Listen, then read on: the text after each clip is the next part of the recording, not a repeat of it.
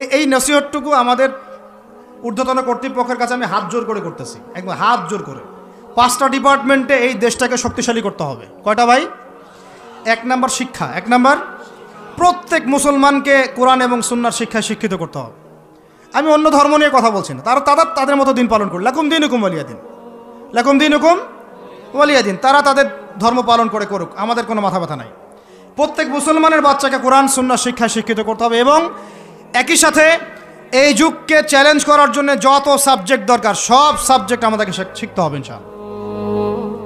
একমুখী শিক্ষা না, দ্বিমুখী শিক্ষার মেরুকরণ না, একদম দ্বিমুখী শিক্ষাকে একমুখী করে একটা কম্বাইন্ড এডুকেশন সিস্টেম চালু করতে হবে। যদি আপনারা না পারেন আমাকে দায়িত্ব দেন, আমাদেরকে বলেন যে ভাই বা ছোট ভাই, তোমাকে আমি 1 বছর সময় দিলাম, শিক্ষার বিষয়গুলো গোছায় দাও। বিনা পারিশ্রমিকে ইনশাল্লাহ করে দেব, কোনো সমস্যা নেই। 1 টাকাও দিতে হবে না, জাস্ট একটা চেয়ার টেবিল দেন, 100 জন আলেম দেন, 100 জন বুদ্ধিজীবী দেন, গড়ে দিব ইনশাআল্লাহ তাআলা। প্লে গ্রুপ থেকে মাস্টার্স পর্যন্ত আমাদের ছেলেমেয়েরা এমন শিক্ষায় শিক্ষিত হবে যেটাকে শরীফের গল্প শেখাবে না ইনশাআল্লাহ। বরং আমার ছেলে পাইলটও হবে, বিমানও চালাবে, আমার ছেলে ইনশাআল্লাহ হাফেজে করানো হবে ইনশাআল্লাহ। আমার মেয়ে ডক্টরও হবে ইনশাআল্লাহ, আমার মেয়ে আয়েশা রাদিয়াল্লাহু আনহার মতো মুহাদ্দিসও হবে ইনশাআল্লাহ। আমাদের এক ভাই সে রাজনীতিবিদও হবে ইনশাআল্লাহ, জুমার খুতবাও দিতে পারবে ইনশাআল্লাহ। আল্লাহর কসম করে বলতেছি, এমন শিক্ষা চালু করা সম্ভব। শুধু আপনারা যদি একটু সৎসাহস দেখান, একটু উদ্যোগ গ্রহণ করেন, আল্লাহ পাক বহুত আজর দিবেন আপনাদেরকে। আল্লাহ পাক এই ওসিলে আপনাদের সব গুনাহ মাফ করে জান্নাতও দিতে পারেন। আল্লাহর রাস্তায় আল্লাহর দিকে ফিরে আসেন। আমি আপনাদের সবচেয়ে শ্রেষ্ঠ বন্ধু, আমাকে শত্রু মনে করেন না। ইউসুফ আলাইহিস সালাম এক পর্যায়ে বলেছিলেন যে আমি যোগ্য, আমাকে দায়িত্ব দেন। মনে আছে আপনাদের? যখন সমাজে দুর্ভিক্ষের স্বপ্ন দেখলেন রাজা, রাজদরবারে গিয়ে তিনি বললেন যে দেখেন, আপনার স্বপ্নটা এমনি এমনি স্বপ্ন না, 7 বছর এখানে ফসল ফলবে, 7 বছর দুর্ভিক্ষ হবে। যদি আপনি আমাকে দায়িত্ব দেন, আমি ইনশাআল্লাহ এমন একটা অর্থ ব্যবস্থা প্রণয়ন করব যে ইনশাআল্লাহ এই দুর্ভিক্ষের কবল থেকে মানুষ বেঁচে যাবে। মানুষ বাঁচে নাই। ওখানে এখানে প্রমাণ হয় একটা জিনিস, যখন দায়িত্ব নেয়ার যোগ্য কেউ দেখা যায় না, তখন যোগ্যদেরকে কথা বলতে হয়। যোগ্যদেরকে কি করতে হয়? কথা বলতে হয়। এখন দায়িত্ব দেখতেছেন না কাদের হাতে? একটা লোক, যে ব্যক্তি আল্লাহর অস্তিত্বেই বিশ্বাস করে না, সে কিতাব লিখতেছে, ওই কিতাব আমাদের সন্তান পড়তেছে। আমি নাম মেনশন করতে যাচ্ছি না। কিছু মানুষ যারা আল্লাহর অস্তিত্বেই বিশ্বাস করে না, তারা মনে করে মহাবিশ্ব সৃষ্টি হয়েছে বিগ ব্যাং থেকে, আল্লাহ সৃষ্টি করে নাই। ও ডিপার্টমেন্ট অফ হেড হয়ে বসে আছে ওখানে। আজকে ট্রান্সজেন্ডার ইস্যু আসছে জন্য আপনারা নড়েচড়ে বসতেছেন না। শিক্ষার যে দশা চলতেছে, আমরা ভয় করি যে আজকে থেকে 10 বছর যদি এমনভাবে চলতে থাকে, আল্লাহ মাফ করুক, আমার আশঙ্কা একটা প্রজন্ম গড়ে উঠবে, জীবনে বাপকে তো সালাম দিবেই না, সালাম কেমন করে শুদ্ধ করে দিতে হয় সেটাও শিখবে না কখনো। ওই দিন যদি আপনারা দেখতে না চান, এখনই ব্যবস্থা গ্রহণ করেন। আমাদের কাছে ব্যবস্থা গ্রহণ করার কোনো ক্ষমতা নাই, ক্ষমতা আপনাদের হাতে আছে। আপনারা যদি এই ক্ষমতাকে আল্লাহর দিকে, আল্লাহর সন্তুষ্টির জন্য ব্যবহার করেন, আল্লাহ আপনাদেরকে আরও বড় করবে ইনশাল্লাহ। যদি আল্লাহর জন্য এটা আপনার আল্লাহর জন্য ব্যবহার না করেন, এগুলোকে প্রশ্রয় দিতে থাকেন, বিশ্বাস করেন ভাই, ফেরাউন টিকতে পারে নাই, নমরুদ টিকতে পারে নাই, আদ জাতি টিকতে পারে নাই, সামুদ টিকতে পারে নাই, নুহের কওম টিকতে পারে নাই, কমে লুত টিকতে পারে নাই, কমে মাদিয়ান টিকতে পারে নাই, আসহাবুল আইকা টিকতে পারে নাই, মুসার কওম বানু ইসরাইল টিকতে পারে নাই। আমরা কোন ক্ষেত কি মূলা? আমরা কোত্থেকে আসলাম? আমরা এগুলো চালায় যাবার আল্লাহ পাক আমাদেরকে একদম জান্নাতুল ফেরদৌস দিবেন এমনটা মনে করছেন? হাদিস কত চমৎকার, কত সুন্দর হাদিস। লাউ ইয়াহদিয়াল্লাহু বিকা রাজুলান ওয়াহিদান খায়রুল লাকা মিন হুমুরিন নাম। তোমার দ্বারা যদি একটা মানুষও আল্লাহর দিকে ফিরে আসে, আল্লাহওয়ালা হয়ে যায়, লাল উট কুরবানি করার চেয়ে বেশি নেকির কাজ। তোমার একটা দাওয়াতে যদি মানুষ আল্লাহর দিনের দিকে ফিরে আসে, ওই আমলকারী সব নেকি তুমি পাবা। যদি একজন সৎ নেতা দাঁড়ায় যায়, বলে যে আমরা প্রাইমারি লেভেলেই ক্লাস 1 থেকে 5 পর্যন্ত যে সময়টুকু, এই সময়টুকুর মধ্যে আমাদের বাচ্চাদেরকে কোরআন তেলাওয়াত করা বাধ্যতামূলক করে দিলাম, সিলেবাসভুক্ত করে দিলাম। ওই নেতার উপর আল্লাহ রহম করবে ইনশাআল্লাহ। সেই নেতা কোথায়, কে আছে সেই সাহসী নেতা? আমি আপনাদেরকে বলি যারা রাজনীতি করেন, কারণ আমার সাথে আপনাদের কোনো শত্রুতা নাই, আর আমি আপনার শত্রুও না, বরং বন্ধু। আপনারা যারা রাজনীতি করেন, এমন একটা নেতা খালি বের করে দেন, এমন একটা নেতা হয়ে যান খালি ওমরের মতো। আল্লাহ পাক তৌফিক দান করেন আপনাদেরকে, যে আপনারা যদি কোরআন শিক্ষাটাকে বাধ্যতামূলক করে দেন, নবীর হাদিস শিক্ষাগুলোকে বাধ্যতামূলক করে দেন, সিরাত নবীর জীবনী চর্চাগুলোকে বাধ্যতামূলক করেন উচ্চ মাধ্যমিক লেভেলে, দেখবেন এই ছেলেপেলেগুলো আর ওই ইয়াবাখোর হবে না ইনশাআল্লাহ। এরা ওই টিকটক, ফেসবুক আর পাবজি, ফ্রি ফায়ার নিয়ে পড়ে থাকবে না। এরা কিশোর গ্যাংয়ে যোগ দিবে না, এরা জেনা করবে না ইনশাআল্লাহ। এগুলো আপনি ঠেকাতে পারবেন না তো, জেনা ঠেকাতে পারবেন না এখন আপনি। এরা ফ্রি মিক্সিংয়ে চলে গেছে, সবার ফোনে ফোনে পর্ন দেখতেছে।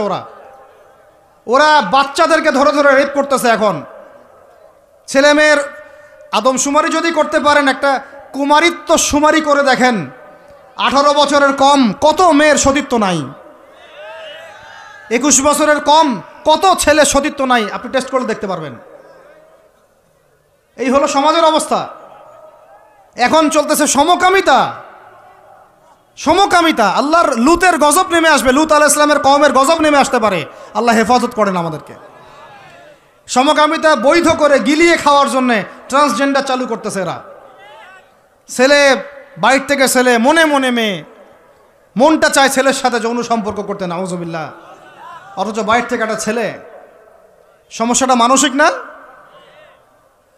3 দিন টানা সকাল বিকাল কারেন্ট শর্ট দেন মাঠের মধ্যে, সব সমস্যা ঠিক হয়ে যাবে ইনশাআল্লাহ। 3 দিন, বাস 3 দিন থেরাপি দেন, ঠিক হয়ে যাবে। এগুলো প্রমোট করতেছে মিডিয়াতে বিভিন্ন নাটক দেখাচ্ছে, এগুলো দিয়ে ফেসবুকে এরকম ক্লিপ দেখানো হচ্ছে, মানুষ লিখতেছে, অধিকার চাচ্ছে। কোন যুগে আসলাম রে ভাই? আমরা কোন যুগে আসলাম? আল্লাহ রাব্বুল আলামিন আমাদের সবাইকে হেদায়েত দান করেন, অন্যায়ের প্রতিবাদ করার তৌফিক দান করেন। আমি আমাদের ঊর্ধ্বতন কর্তৃপক্ষকে বিনয়ের সাথে অনুরোধ করব, এইগুলোর পিছনে যারা এজেন্ডা বাস্তবায়ন করতেছে সবগুলোকে ধরে ভিতরে ঢুকাই দেন একেবারে। 7 দিন রিমান্ডে রাখেন, ঠিক হয়ে যাবে ইনশাআল্লাহ। আপনারা খালি দাড়ি টুপি পাগড়ি জুব্বা দেখলেই সন্ত্রাসী মনে করেন? এরা তো স্পষ্ট সংস্কৃতির সন্ত্রাস, স্পষ্ট শিক্ষা সন্ত্রাস। আমাদের ছেলেপেলেদেরকে ছেলে জেনা করানোর দিকে নিয়ে যাচ্ছে এরা। কালকে যদি আপনার ছেলে একটা ছেলেকে বিয়ে করে, আপনি খুশি হবেন?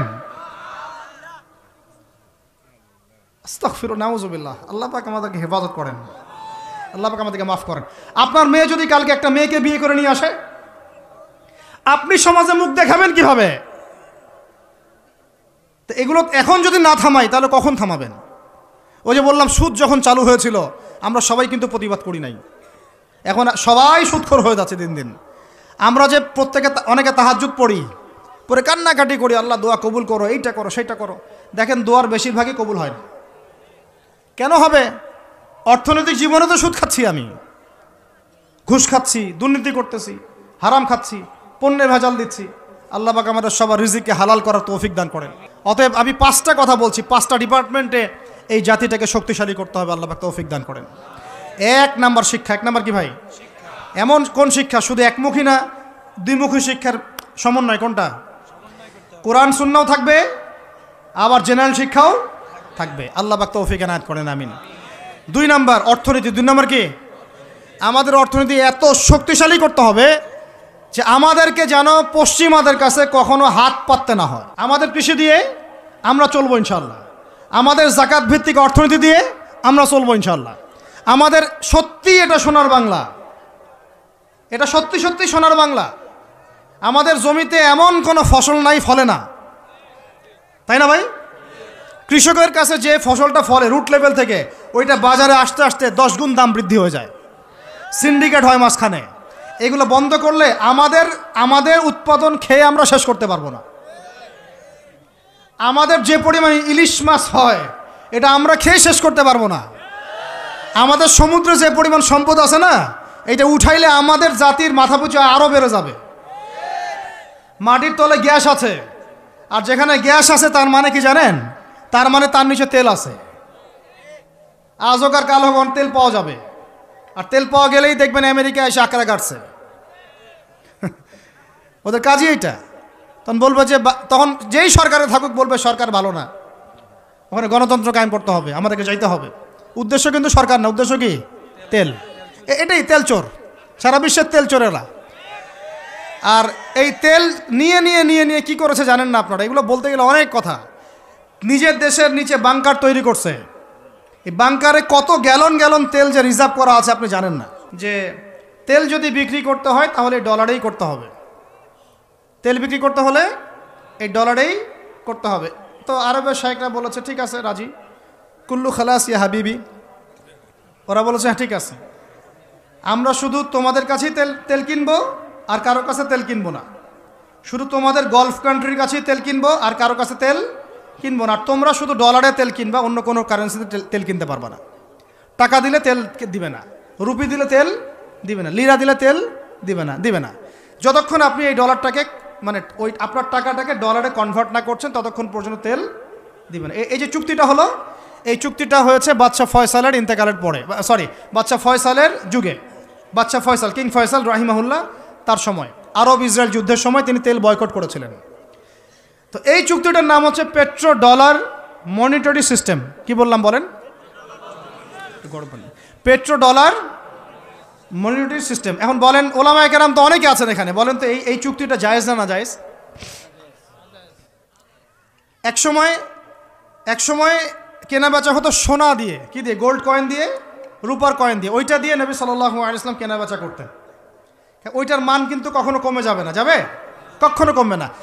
আসহাবুল কাহফ 309 বছর পর ঘুম থেকে উঠছে, ওই 309 বছর আগে পকেটে যে মুদ্রা ছিল ওইটা বের করে দিয়ে বলতেছে বাজারে গিয়ে খাবার নিয়ে আসো। বুঝেন নাই? আর আপনি আপনার এই যে 1000 টাকাকে পকেটে রাখে 309 বছর ঘুমান, ঘুম থেকে উঠে এটা বের করে দিয়ে বলেন খাবার নিয়ে আসো। ওই সময় 309 বছর আগে ওই 1000 টাকা দিয়ে যদি 1 কেজি গরুর মাংস পাওয়া যাইতো, 309 বছর পর বের করে দেখবেন ওই 1000 টাকা দিয়ে আপনি ডিম পাইতে পারেন, একটা বড় তোর একটা কি ডিম বা মুরগি পাইতে পারেন। এটা কি ইনফ্লেশন বলি আমরা, কি বলি? ইনফ্লেশন। তো যাই হোক, ওইদিকে যাচ্ছি না। এখন এটা বুঝেন, এই যে ডলারটা আমি ছাপাইছি, আমার কোনো খরচ আছে? এই ডলারটা ওকে দিলাম, দিয়ে আমি তেল নিলাম। তেল মানে হচ্ছে এই বিশ্বের সোনা। তেল মানে কি? এই বিশ্বে এখন সোনা ফাংশন করে না মার্কেটে, তেলই হচ্ছে সোনার জায়গা দখল করছে। তো এখন এই ডলার দিতে আমার কোনো খরচ নাই। ডলারটা ওকে দিলাম, ওর কাছ থেকে তেল নিলাম, নিয়ে তেলটা আমি আমার দেশের বাংকারে রিজার্ভ করলাম। আমার কোনো লস আছে? আমার কোনো লস আছে? নাই। এখন এই ডলারটা যেহেতু রুলিং কারেন্সি, এটাকে ইকোনমিক্সের ভাষায় বলে হার্ড কারেন্সি, মানে শক্ত টাকা। কি বলে এটাকে? শক্ত টাকা। আর আমাদেরগুলো সফট, নরম। মানে হার্ড কারেন্সির মাধ্যমে বা এর আদলে সফট কারেন্সির মান নির্ধারিত হয়। বুঝতে পারতেছি কি? তো এখন যেহেতু ডলার হার্ড কারেন্সি, তো এখন ডলার না পাইলে আমাদের রেমিটেন্স বাড়বে না। তো এখন আরবরা ডলার নিয়ে জমানো শুরু করলো, আর মাশাআল্লাহ উঁচু উঁচু বিল্ডিং নির্মাণ করা শুরু করলো, আর ওই যে অরিজিনাল যেটা সম্পত্তি তেল ওটা দেওয়া শুরু করলো আর কি। এই হলো আয়ের উৎস।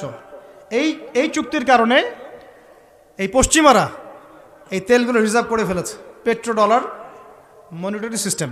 তা আমি বলতে চাচ্ছিলাম, অর্থনীতি এত সমৃদ্ধ করতে হবে যাতে করে আমরা ওদের কাছে হাত পাততে না হয়। এই জন্য আমার দেশের মধ্যে প্রচুর সম্পদ আছে, গ্যাস আছে, তেল আছে, আমাদের এখানে কিন্তু চুনাপাথর আছে, আমাদের এখানে সামুদ্রিক প্রচুর সম্পদ আছে। এবং ওইটা যদি ভালো করে থিসিস করা হয় দেখবেন ওখান থেকে আরও অনেক কিছু বের হবে ইনশাল্লাহ। হ্যাঁ, মাশাআল্লাহ, ভেরি গুড। এটা বলতে চাচ্ছিলাম আমি, আমাদের সমুদ্রে ইউরেনিয়াম পাওয়া গিয়েছে।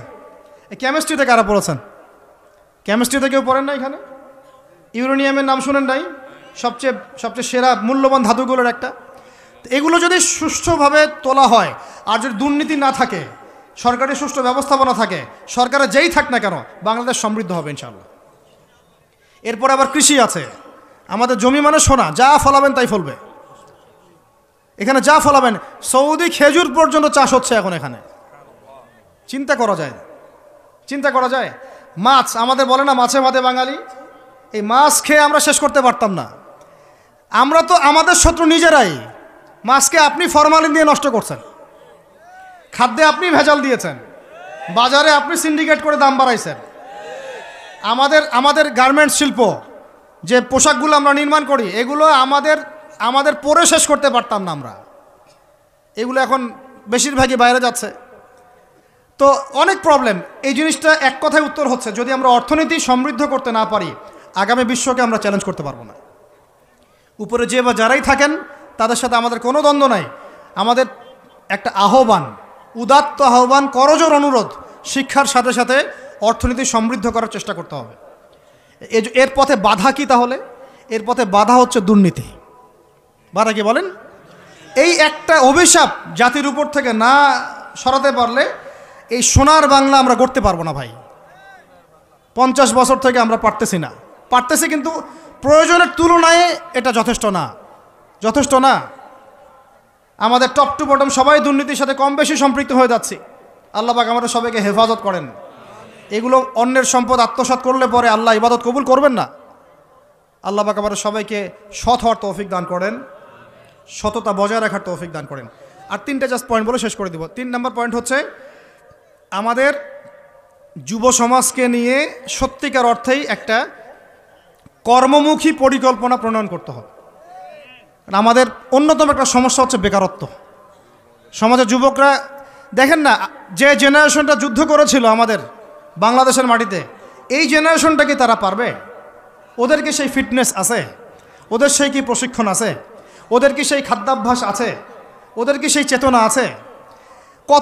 আমি তো নিজেও ইংলিশ মিডিয়ামে পড়েছি। আমাদের ব্যাকগ্রাউন্ডে এমন অনেক স্টুডেন্ট ছিল যারা ভাষা দিবস, শহীদ দিবস নাম ওটা কবে সেটা বলতে পারে না। 7ই মার্চ কি হয়েছে তারা জানে না। 16 ডিসেম্বর কি দিবস ওরা জানে না। এরকম বহু আপনি স্কুল জরিপ করেন, বহু English medium, English version school আছে, ওরা জানে না এগুলা কি। ওরা এগুলো পড়ে না, জানে না। সংস্কৃতির কথা বলি, ভাষার কথা বলি, গৌরবের কথা বলি, এগুলো আমাদের গৌরবের জায়গা। কিন্তু আপনি দেখেন প্রত্যেক মোড়ে মোড়ে হিন্দি গান বাজতেছে, বাংলা গান কয়জন শুনতেছে? নজরুল নাই, হারাই গেল। নজরুলকে হারাই ফেললাম, জসিমউদ্দিনের কবিতা হারাই গেল, ডক্টর শহীদুল্লাহর কথাগুলো আস্তে আস্তে হারাই যাচ্ছে। আহমদ সফা নাই। আমরা ওইসব জায়গায় কাদেরকে বসাচ্ছি? আমি কাউকে আঘাত করতে চাচ্ছি না। আমরা ওইসব জায়গায় কাদেরকে বসাচ্ছি দেখেন। একটা সময় ব্রিটিশ বিরোধী বিদ্রোহের সময় আমাদের বাপদাদারা হিন্দিতে, উর্দুতে পর্যন্ত কবিতা লিখে প্রতিবাদ করেছিলেন।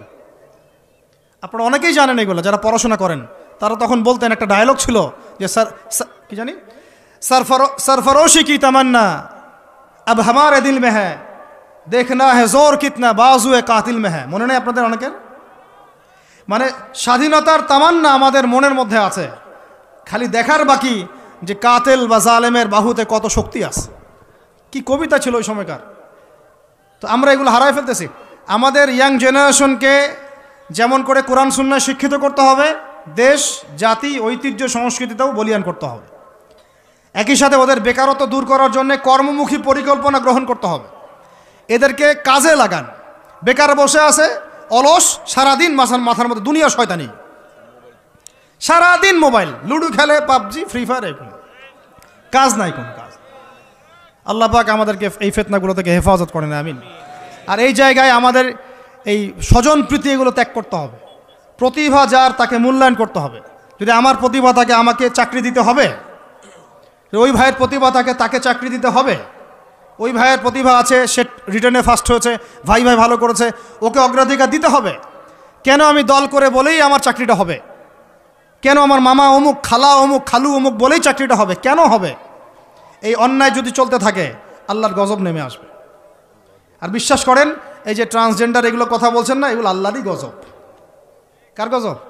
এগুলো আল্লাহর পক্ষ থেকে গজব আকারে আসতেছে। 4 নাম্বার, 3টা বলেছি ভাই। একটা হচ্ছে শিক্ষা, আমরা শক্তিশালী হব কোথায়? শিক্ষা ইনশাআল্লাহ। 2 নাম্বার অর্থনীতিতে, 3 নাম্বার কর্মসংস্থানে। 4 নাম্বার হচ্ছে আমাদের এই জাতির একটা বড় অংশ, প্রায় 50% হচ্ছে মেয়েরা, মহিলারা। তাদেরকে কাজে লাগাতে হবে অবশ্যই। আমরা মহিলাদেরকে অনেক ক্ষেত্রে দিনই ক্ষেত্রেও পিছায় ফেলছি। আপনারা আসছেন, বসছেন, আওয়াজ শুনলেন, কয়জন মহিলা এই সুযোগটা পায়? কয়টা বাসায় মহিলাদের তালিম হয়? কয়টা দেশে মহিলা মাদ্রাসার সংখ্যা আসলেই কত? মহিলা আলেমা খুঁজে পাচ্ছি না আমরা মাদ্রাসা প্রতিষ্ঠা করতে গেলে আলেমা খুঁজে পাচ্ছি না, যে মুফতি বা ইফতা ফারেক বা দাওরা হাদিস পাশ করা আলেমা খুঁজে খুঁজে বের করতে হচ্ছে। অনেকে দেখা যাচ্ছে, আমি নিজেদের কথাই বলছি, ইফতা দিয়েছেন, দাওরা ফারেক করেছেন আমার পরিবারের এবং বংশের অনেকেই, তার আগেই বিয়ে সংসার হয়ে গেছে, এখন সংসার নিয়ে ব্যস্ত। তাহলে এখন মেয়েদের মধ্যে খেদমত কে করবে? আমি আপনি কি মেয়েদের মধ্যে এইভাবে ওয়াজ করতে পারবো? ওদেরকে সামনে নিয়ে বসতে পারবো? ওদের সমস্যাগুলিকে আমরা সলভ করতে পারবো?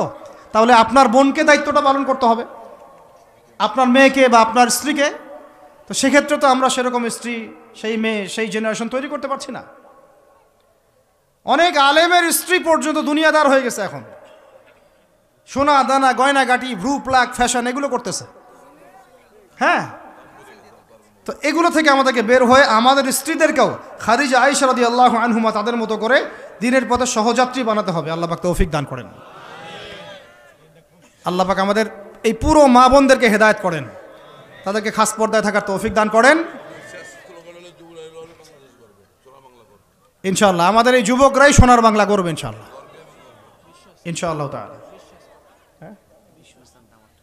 হ্যাঁ দিচ্ছি। আর শেষ কথা, লাস্ট পয়েন্টটা শেষ করে দেই। লাস্ট পয়েন্টটা হচ্ছে ভাই, যে কোরআনে আল্লাহ রাব্বুল আলামিন এই বিশ্ব রাজনীতি ডিল করার জন্য অনেকগুলো হেদায়েত দিয়েছেন। আমি আলোচনার মাঝখানে কিছু এনেছি, যেমন সূরা মাইদার আয়াতগুলো, ইহুদি খ্রিস্টানদের সাথে আমাদের চলাফেরা কেমন হবে, মুশরিকদের সাথে আমাদের চলাফেরা কেমন হবে, আমাদের বাণিজ্য কেমন হবে, আমরা কাকে বন্ধুরূপে গ্রহণ করতে পারবো, কাকে পারবো না, এইগুলো ফলো না করতে পারলে একটা জাতি সমৃদ্ধ হতে পারবে না।